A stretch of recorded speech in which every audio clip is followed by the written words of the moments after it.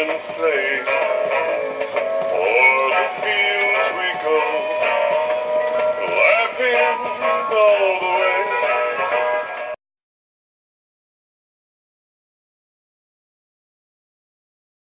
Yeah, at the beginning of the year in February, I go down to Daytona every year, and I normally take Linda and my 2 great grandkids, and we go on the boat for a week. Then we go to the condo for a week. The condo's in Daytona. Well, I had a house sitter here, which is related. She's my 2 great grandkids' grandmother. So they're here. We're on our way back from Atlanta, Georgia, and somewhere along the line, both Linda and I got pneumonia. So we're driving back. We feel terrible to begin with. The goddamn phone rings, and it's Maggie, the woman who's there. She says, I got bad news. Linda says, what? Well, first of all, she calls my phone and wants Linda. So I know there's something wrong right then and there, because Linda's got her own phone. So I give it to Linda, and she says, I don't know how it happened. She said, oh, I know how it happened. He had his collar off, and they gave him a bath, because last February, if you all can remember, towards the end of the month, it got real warm, they said. So she gave him a bath and doors open. This sumbitch and dog can run like a deer, I'm telling you. You ought to see him. I mean, he's gone. Her husband tried to chase him, and he went towards the park.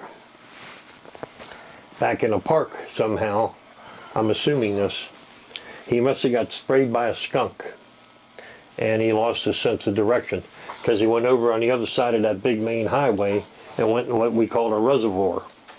And this woman's house backed up to it, because I put up signs all over, reward, $500, because the dog belonged to my great-granddaughter, who had him since you could hold him in the palm of your hand, and they had to feed him with an eyedropper until he got bigger. However, every day off the school bus, Papa, where's my Maverick? That's him. Well, he wasn't around.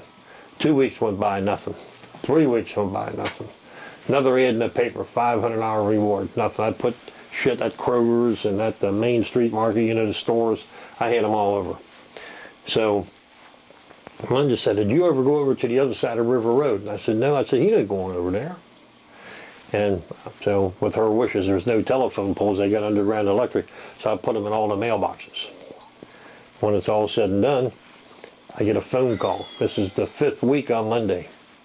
I said, hello. She says, are you the guy who has the dog that was lost? I said, yeah. She said, I think I had your dog. I said, you said a bad word. She said, what's that? I said, had. She said, where's he at? And she said, well, I gave him to a neighbor who gave him to a tow truck driver. She said, but here's what happened. She said, on a Monday night, or on a Saturday night, here he come. Stinking to the high heavens, skunk. She called up the next morning. She put him in the garage. She called up, I guess, an animal shelter and said, how do you get that off? They said, baking soda and tomato juice. And that's what she bathed him in. She had 2 hound dogs. That's why she couldn't keep him. So she gave him to a neighbor. Neighbor agreed to keep him for a week to see if anybody would claim him. Well, nobody claimed him. Tow truck driver that towed her car expressed some interest in him. So she said, well, I'll get the name and everything. My neighbor's out of town, but when she gets back, I'll get it. She said, I'll call you Wednesday. Well, Wednesday came around, no phone call. I said, that's another bullshit deal. Thursday morning, here comes the call. It's her. She says, neighbor's still out of town, but can you bring over any more of them flyers? I said, yeah. I got a bunch of them, and my great-granddaughter and I got in a truck to them. Over we go. She gave me her address. I put them in her mailbox. Well, I went back down this way and up and over. Instead of coming back that way, I went down to the next street, which is up here. I don't know how you came in. It's called Muskoff. You know, the red light up here, instead of turning right, you turn left, coming this way. So up there, there's a road called Iroquois. As I'm driving by, I see a tow truck.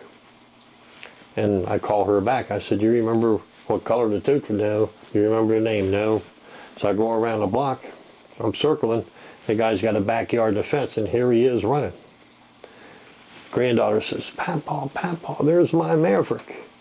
I pull over, she gets out, he sees her, he starts galloping at this point. I mean, he's jumping up in the air and he's pissing and flying all over. I mean, he's excited. He's running around in circles. And boom, she gets out, goes over to the fence, he leaps it and comes out. I catch him. She gets him and he's all over her. And there's a guy coming. He says, we got a problem? I said, no, sir, not anymore. He looks at me, I said, she found her dog. He said, what do you mean your dog? I said, the dog's been gone for 5 weeks. I said, he says, well, he says, what proof you got the dog? And I said, well, take a look at his eye. He had eye surgery. His, not eye itself, but his eyelid on his left side. And he says, yeah, what about it? I said, well, I had that done. I said, I got the papers. And he says, well, I'm not just going to give them to you. I said, that's fine. I pulled out the cell phone. He said, who you calling? I said, the dartboard. He said, never mind.